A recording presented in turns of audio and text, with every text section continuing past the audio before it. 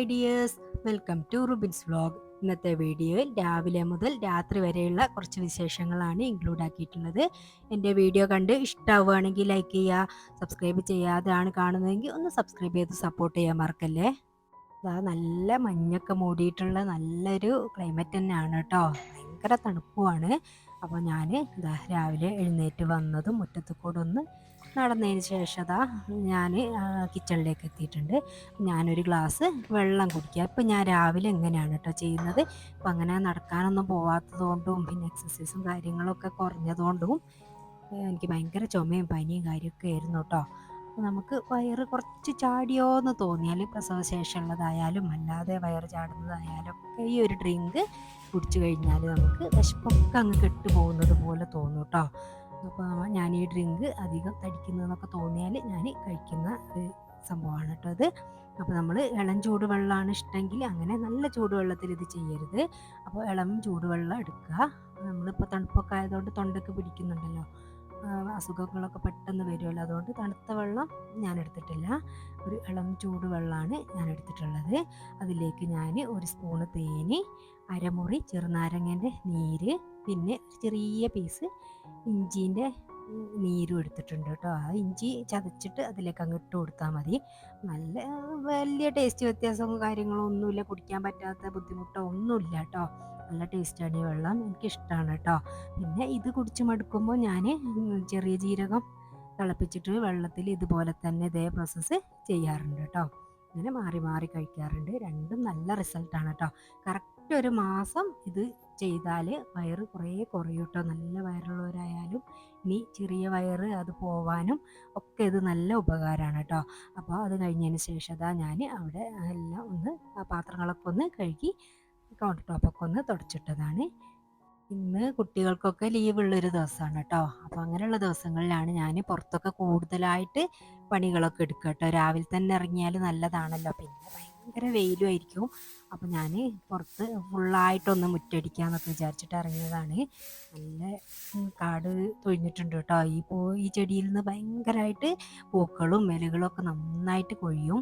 അപ്പോൾ അത് നന്നായിട്ട് എന്നും അടിക്കാനുണ്ടാവും. ബാക്കിയുള്ള സ്ഥലങ്ങളൊക്കെ ഇങ്ങനെ നാശമായി കിടക്കുന്നുണ്ടെങ്കിൽ അങ്ങനെ അടിക്കാന്നല്ലാതെ ഒന്നും ഫുള്ളായിട്ട് മുറ്റം ഞാൻ അടിക്കാറില്ല കേട്ടോ.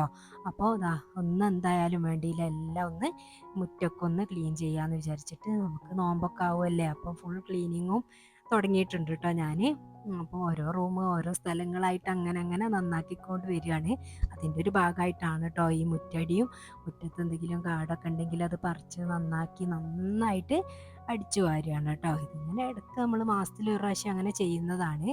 അപ്പോൾ പിന്നെ എന്താണ് എവിടെയാണോ നാശമായി കിടക്കുന്നത് അവിടെയാണ് ഞാൻ നന്നാക്കാന്ന് പറഞ്ഞില്ലേ. അപ്പോൾ വലിയൊരു കുഴപ്പമൊന്നുമില്ല, എന്നാലും നല്ല പൊടി ഉണ്ടായിരുന്നു കേട്ടോ. കുറേ ദിവസം പനിയൊക്കെ ആയതുകൊണ്ട് അങ്ങനെ ഫുള്ളായിട്ടൊന്നും മുറ്റടിച്ചിട്ടില്ലായിരുന്നു. അപ്പോൾ തലേ ദിവസം അലക്കി വെച്ച മാറ്റും പുതപ്പൊക്കെ ഉണ്ടായിരുന്നു, അതൊക്കെ ഒന്ന് വെയിലത്തേക്ക് ഇട്ടിട്ടുണ്ട് കേട്ടോ. വെയിലൊക്കെ വരുന്നേ ഉള്ളൂ. അപ്പോഴേക്കും ഞാൻ കിച്ചണിലേക്ക് എത്തിയിട്ടുണ്ട്. നമ്മളെ ബ്രേക്ക്ഫാസ്റ്റിന് നിന്ന് ഞാൻ കത്തി റോളാണ് കേട്ടോ ഉണ്ടാക്കുന്നത്. അതിന് വേണ്ടിയിട്ട് ഞാൻ 1 കിലോ ചിക്കൻ ഉണ്ട് കേട്ടോ. അത് ചെറിയ പീസസ് ആക്കിയിട്ട് ബോൺലെസ് പീസുകളില്ലേ അതാണ്. അതിങ്ങനെ ചെറുതായിട്ട് കട്ട് ചെയ്ത് വെച്ചതാണ്. അതിലേക്ക് നമ്മൾ ഫ്രൈ ചെയ്യാൻ ഉപയോഗിക്കുന്നത് പോലെ തന്നെ മുളക് പൊടി, മഞ്ഞൾപ്പൊടി, ഗരം മസാല, കുരുമുളക് പൊടി, ഉപ്പ്, തൈര് എന്നിവ ചേർത്തിട്ട് നന്നായിട്ടൊന്ന് മാഗ്നേറ്റ് ചെയ്തിട്ടുണ്ട് കേട്ടോ. നമ്മളുടെ ചിക്കനിലേക്ക് എല്ലാ സ്ഥലത്തേക്കും മസാല വരുന്ന രീതിയിൽ നന്നായിട്ടൊന്ന് മിക്സ് ചെയ്തെടുക്കുക. പിന്നെ നമ്മളൊരു പാന് അടുപ്പത്തേക്ക് വെച്ച് കൊടുക്കുക. അതിലേക്ക് ഓയിൽ ഒഴിക്കുക, ഫ്രൈ ചെയ്യുക കേട്ടോ.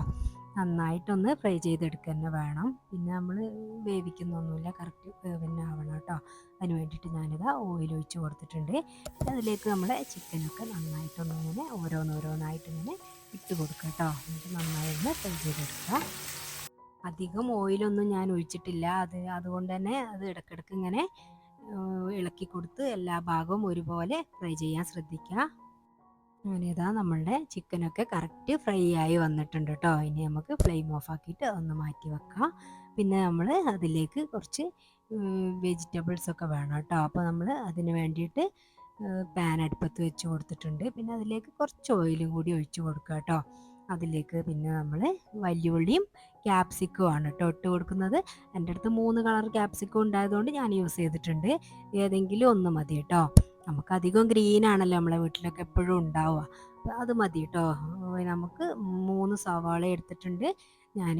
ഓരോ സവാളേൻ്റെയും പകുതി പകുതി വെച്ചിട്ട് ക്യാപ്സിക്കം എടുത്തിട്ടുണ്ട്. അപ്പോൾ അത് നന്നായിട്ടൊന്ന് വാടേണ്ട ആവശ്യമൊന്നുമില്ല, ഒന്നിങ്ങനെ സോട്ട് ചെയ്തെടുത്താൽ മതിയാവും. അപ്പോൾ അതാ പാനിലേക്ക് ഇട്ട് കൊടുത്തിട്ട് ഒന്നിങ്ങനെ നന്നായിട്ട് ഇളക്കി എല്ലാം ഒന്ന് യോജിപ്പിച്ചെടുക്കുക. പിന്നെ അതിലേക്ക് നമ്മൾ ഉപ്പ് മാത്രമാണ് കേട്ടോ ഇട്ട് കൊടുക്കുന്നത്. പിന്നെ അതിലേക്ക് നമ്മൾ സോസുകൾ സോയാ സോസും ടൊമാറ്റോ കെച്ചപ്പുമാണ് കേട്ടോ ഒഴിച്ച് കൊടുക്കുന്നത്. അപ്പോൾ ശരിക്കും ഇങ്ങനെ സവാള വാടി വഴന്ന് അങ്ങനെ വരുമൊന്നും വേണ്ട കേട്ടോ. അതിലേക്ക് പിന്നെ നമ്മളിതാ സോയാ സോസും ടൊമാറ്റോ കെച്ചപ്പും ഒഴിച്ച് നന്നായിട്ടൊന്ന് ഇളക്കി യോജിപ്പിക്കുക. പിന്നെ നമ്മളുടെ ഫ്രൈ ചെയ്ത് വെച്ചിട്ടുള്ള ചിക്കനും കൂടി അതിലേക്ക് ഇട്ട് കൊടുക്കുക. അപ്പോൾ നമ്മുടെ ഫില്ലിങ് റെഡി ആയിട്ടുണ്ട്. ഇത് ലഞ്ച് ബോക്സിലാക്കി കൊടുക്കാനും നമുക്ക് ബ്രേക്ക്ഫാസ്റ്റിനായാലും ഡിന്നറിനായാലും ഒക്കെ അടിപൊളിയാണ്. ഞാൻ ഇടയ്ക്ക് ഇങ്ങനെ ഉണ്ടാക്കാറുണ്ട് കേട്ടോ. കുട്ടികൾക്കൊക്കെ ഭയങ്കര ഇഷ്ടമാണ്. പിന്നെ നമുക്ക് ഇതിലേക്ക് മയോണൈസും കൂടി വേണം കേട്ടോ. അപ്പോൾ ഉണ്ടെങ്കിൽ അത് ചേർക്കുക, ഇല്ലാന്നുണ്ടെങ്കിൽ ഇങ്ങനെയും കഴിക്കാം കേട്ടോ. മയോണൈസ് ഇപ്പോൾ എപ്പോഴും നല്ലതൊന്നല്ലല്ലോ, പക്ഷേ ഞാനിങ്ങനെ റെസിപ്പി കാണിക്കുമ്പോൾ അങ്ങനെ ഉണ്ടാക്കിയതാണ് കേട്ടോ. എപ്പോഴും ഒന്നും ഉണ്ടാക്കാറില്ല. നമ്മൾ വീട്ടിലുണ്ടാക്കുന്നതാകുമ്പോൾ വലിയ പ്രശ്നമില്ലല്ലോ. എന്നാലും മയോണൈസ് ഒരു ടൈം വിട്ട് കഴിഞ്ഞാൽ പേടിയാണ്. നമ്മളെല്ലാത്തിലും ഉപ്പിടുമ്പോൾ ശ്രദ്ധിക്കുക കേട്ടോ. ഇത് 2-3 സാധനങ്ങളിൽ ഉപ്പ് വരുന്നതാണ്. അപ്പോൾ കറക്റ്റ് ഉപ്പ് ആയിക്കിട്ടും കേട്ടോ. എല്ലാത്തിലും കുറച്ച് നമ്മൾ ഇടാൻ ഉദ്ദേശിക്കുന്നതിൻ്റെ കുറച്ച് കുറക്കുക. അങ്ങനെ നമ്മളെ മയോണൈസൊക്കെ അടിച്ചെടുത്തിട്ടുണ്ട് കേട്ടോ. അപ്പോഴേക്കും ഞാൻ ചപ്പാത്തിക്ക് വെള്ളം വെച്ചിരുന്നു. ഞാൻ തിളച്ച വെള്ളം നമ്മളെ ഗോതമ്പ് പൊടിയിലേക്ക് ഒഴിച്ചിട്ട് അങ്ങനെയാണ് കേട്ടോ ചപ്പാത്തി ഉണ്ടാക്കുക.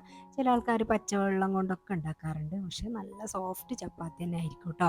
തിളച്ച വെള്ളം നമ്മൾ ഗോതമ്പ് പൊടിയിലേക്ക് ഉപ്പ് ഇട്ടിട്ട് ഒഴിച്ച് കൊടുക്കുകയാണ് കേട്ടോ. പിന്നെ നന്നായിട്ടൊന്ന് മിക്സ് ചെയ്ത് കുഴച്ചെടുക്കുക. ചപ്പാത്തി നല്ല സോഫ്റ്റായി കിട്ടാൻ നല്ല തിളച്ച വെള്ളം കൊണ്ട് കറക്റ്റ് വെള്ളം പാകാക്കിയിട്ട് അങ്ങനെ കുഴച്ച് കൊടുത്താൽ നല്ല ചപ്പാത്തി തന്നെ ആയിരിക്കും.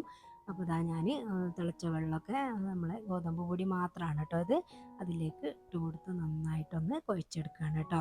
നമ്മൾ കുഴക്കുന്നതുമ്മലും നമുക്ക് നല്ല ഒരു ഇത് വരുന്നുണ്ട് കേട്ടോ. ചപ്പാത്തി ആയാലും പത്തിരി ആയാലും ഒക്കെ കുഴക്കുന്നത് ശരിയായി കഴിഞ്ഞാലാണ് നന്നായിട്ട് ഇങ്ങനെ ഫ്ലഫി ആയിട്ട് വരിക കേട്ടോ. നല്ല അടിപൊളിയായിരിക്കും. ചപ്പാത്തി നൈസായിട്ട് പരത്തിയെടുക്കുക കേട്ടോ.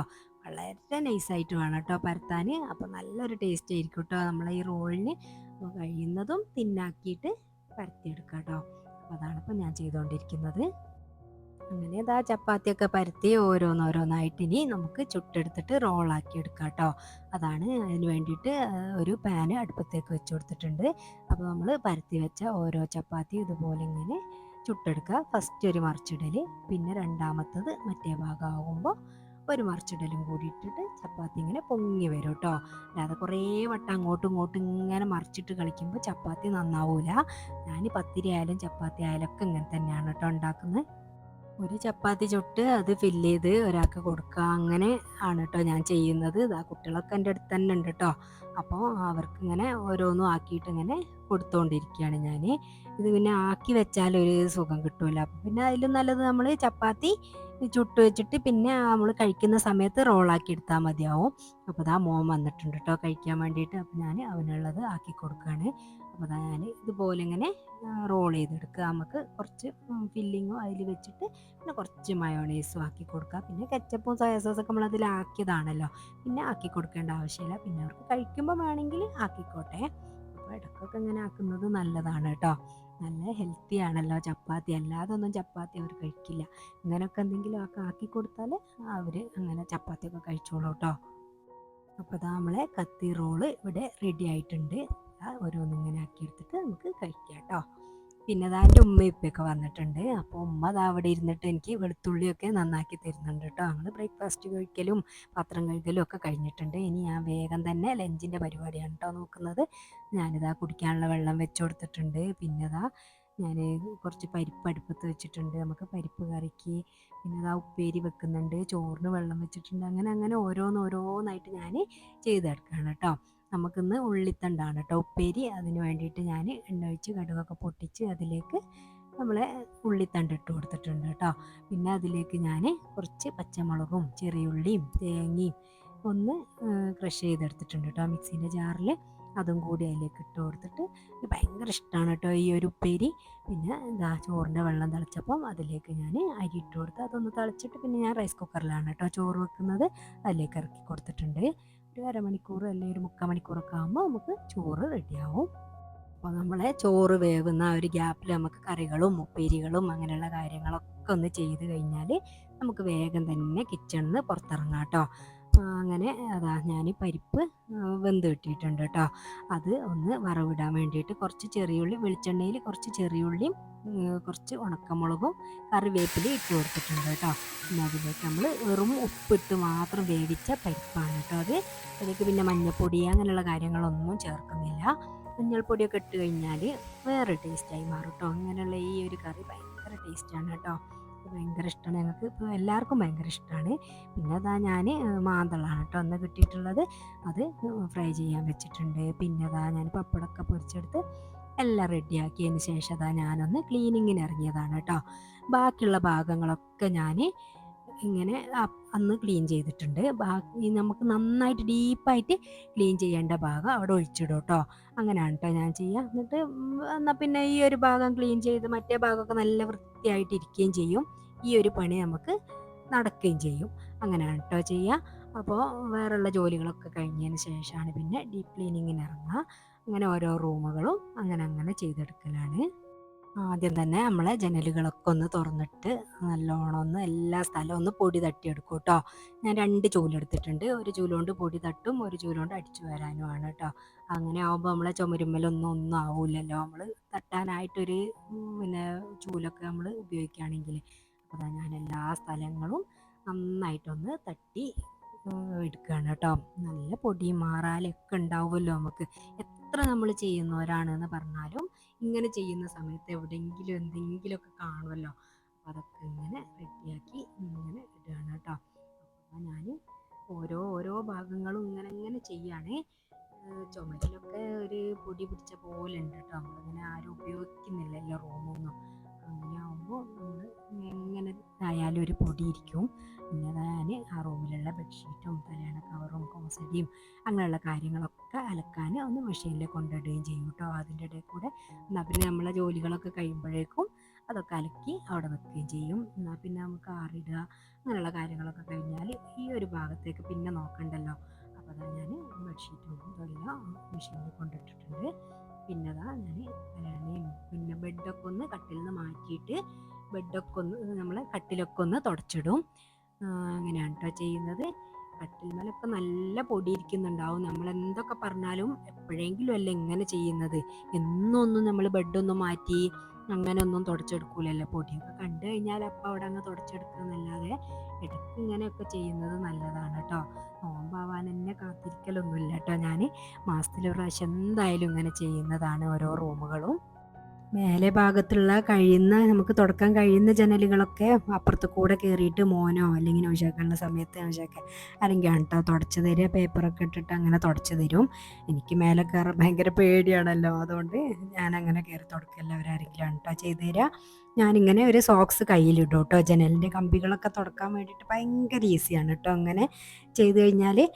അപ്പോൾ ഞാൻ സോക്സ് ഒന്ന് നനച്ചിട്ട് കയ്യിലിട്ടതാണ്. അത് എന്നിട്ട് നമ്മൾ ഓരോ ജനലിൻ്റെ ഉള്ളിലൂടെ ഇങ്ങനെ കൈ വെച്ച് ഇങ്ങനെ തുടക്കുകയാണെങ്കിൽ എല്ലാ പൊടികളും ആ സോക്സിലിരിക്കും കേട്ടോ. അപ്പോൾ ആദ്യം നമ്മളൊന്ന് പൊടി തട്ടുന്നുണ്ടല്ലോ, പിന്നെ ഇങ്ങനെ നനച്ച് തുടക്കുന്നതാണ് കേട്ടോ ഞാൻ പറഞ്ഞത്. പിന്നെ അലമാരിൻ്റെ ഉൾഭാഗങ്ങളൊക്കെ എപ്പോഴും ഒന്നിങ്ങനെ നന്നാക്കി വെക്കുന്നതാണ്. ഇത് എൻ്റെ ഡ്രസ്സ് വെക്കുന്ന അലമാരയാണ് കേട്ടോ. അപ്പോൾ അതിൽ ഞാൻ ഇങ്ങനെ ഹാങ് ചെയ്ത് വെക്കും. അയൺ ചെയ്തിട്ട് കുറേ അയൺ ചെയ്യാൻ വേണ്ടിയിട്ട് പുറത്താണ് കേട്ടോ ഡ്രസ്സുള്ളത്. പിന്നെ അയൺ ചെയ്തിട്ട് അത് വെക്കുമ്പോൾ ഞാൻ കാണിച്ചു തരാം. അപ്പോൾ അലമാരിൻ്റെ ഉള്ളൊക്കെ അങ്ങനെയാണ് കേട്ടോ. പിന്നെ താഴെ ഭാഗങ്ങളിലൊക്കെ പുതപ്പാണുള്ളത്. അപ്പോൾ അതൊക്കെ ഞാനൊന്ന് വെയിൽ കൊള്ളിച്ച് ഒന്ന് അതിൻ്റെ ഉള്ളിലേക്ക് എടുത്ത് വെച്ചതാണ്. പിന്നെ അലമാരിൻ്റെ ഉള്ളിൽ നന്നാക്കാനൊന്നുമില്ല.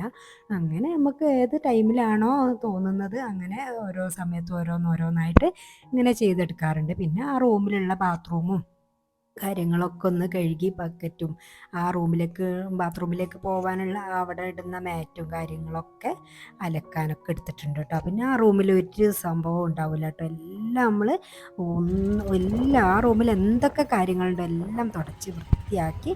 അതുകൊണ്ടാണ് കേട്ടോ ഞാനിങ്ങനെ ഒരു റൂം തിരഞ്ഞെടുക്കുന്നത്. അപ്പോൾ എൻ്റെ ഉപ്പ പറഞ്ഞു നമുക്ക് ഒന്ന് ടൗണിലേക്ക് പോവാന്ന് കേട്ടോ, കുട്ടികളെയൊക്കെ കൂട്ടിയിട്ട് ഇന്ന് ലീവാണല്ലോ. അപ്പോൾ ഉപ്പ വന്നാൽ ഇങ്ങനെ എല്ലായിടത്തും ഒന്ന് കൊണ്ടുപോകും കേട്ടോ. അപ്പോഴാണ് നമ്മളിങ്ങനെ കുട്ടികളെയൊക്കെ കൊണ്ടുവന്ന് ശരിക്കൊന്ന് പുറത്തിറങ്ങുന്നത്. അല്ലെങ്കിൽ എന്തെങ്കിലും ആവശ്യത്തിന് പോവുക വരിക അത്രേ ഉള്ളൂ കേട്ടോ. അപ്പോൾ ഉപ്പ വന്നപ്പോൾ ഉപ്പ പറഞ്ഞു നിങ്ങൾക്ക് അവിൽ മിൽക്ക് വാങ്ങിത്തരാം അങ്ങനെയൊക്കെ പറഞ്ഞപ്പോൾ അങ്ങനെ അവിൽ മിൽക്കൊക്കെ കുടിക്കാൻ വേണ്ടിയിട്ട് പോയതാണ് കേട്ടോ. ഞാൻ തണ്ടർ കോക്കനട്ട് വിത്ത് ഐസ്ക്രീമുള്ള അവിൽ മിൽക്കാണ് കേട്ടോ കഴിച്ചിട്ടുള്ളത്. ഞാനും പത്തും അടിപൊളിയാണ് കേട്ടോ. അവരൊക്കെ വേറെ എന്തൊക്കെയാണ് അവർക്ക് ഇഷ്ടമുള്ളതാണ് വാങ്ങിയിട്ടുള്ളത്. എനിക്കിത് ഞാൻ മുമ്പ് കഴിച്ചിട്ടുണ്ട് കേട്ടോ നൗഷാക്കാൻ്റെ കൂടെ പോയപ്പോൾ. അപ്പോൾ അത് ഇഷ്ടമായിരുന്നു. അപ്പോൾ അത് തന്നെയാണ് കേട്ടോ ഞാൻ വാങ്ങിയിട്ടുള്ളത്.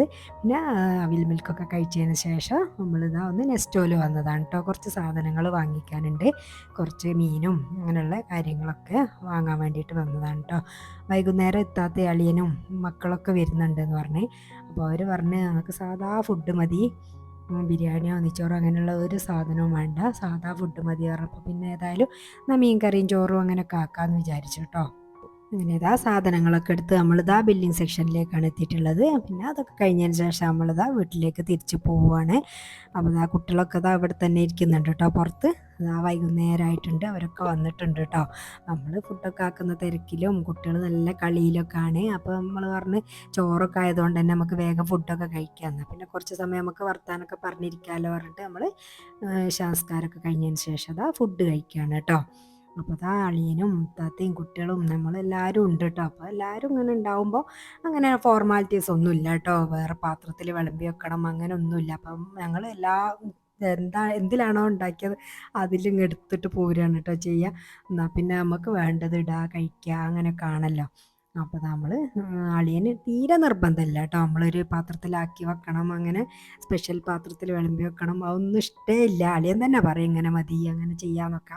അപ്പോൾ പിന്നെ എനിക്കാണെങ്കിൽ എന്തോ പോലെ കേട്ടോ, ഞാനിങ്ങനെ ആർക്കും അങ്ങനെ വെച്ച് കൊടുക്കല്ല. പക്ഷേ ഇവർക്ക് ആണ് നിർബന്ധം ഇങ്ങനെ തന്നെ മതിയെന്ന്. അങ്ങനെ അതൊക്കെ വെച്ച് ഞങ്ങൾ ഫുഡൊക്കെ കഴിച്ച് കഴിഞ്ഞതിന് ശേഷം അതാ കുറേ സംസാരിച്ചൊക്കെ ഇരുന്ന് രാത്രി കുറേ സമയമായിട്ടുണ്ട് കേട്ടോ. പിന്നെ അവരെ വീട്ടിലേക്ക് തിരിച്ച് പോവുകയാണ്. ഉമ്മ ഇപ്പോൾ ഇവിടെ തന്നെ ഉണ്ട് കേട്ടോ. പിന്നെ ഇന്നത്തെ വിശേഷങ്ങൾ ഇത്രയൊക്കെയാണ്. എൻ്റെ വീഡിയോ കണ്ട് ഇഷ്ടമായിട്ടുണ്ടെങ്കിൽ ലൈക്ക് ചെയ്യുക, സബ്സ്ക്രൈബ് ചെയ്യാതാണ് കണ്ടതെങ്കിൽ ഒന്ന് സബ്സ്ക്രൈബ് ചെയ്ത് സപ്പോർട്ട് ചെയ്യാൻ മറക്കല്ലേ. നിങ്ങളുടെ വാല്യുബിൾ ആയിട്ടുള്ള കമൻറ്റുകൾ എന്ത് തന്നെയായാലും ഒരു സ്മൈലി ആയിട്ടെങ്കിലും കമൻറ്റ് ബോക്സിൽ അറിയിക്കുക. നിങ്ങളുടെ ഫ്രണ്ട്സൊക്കെ ഒന്ന് ഷെയർ ചെയ്ത് കൊടുക്കുക. Thanks for watching. ബൈ.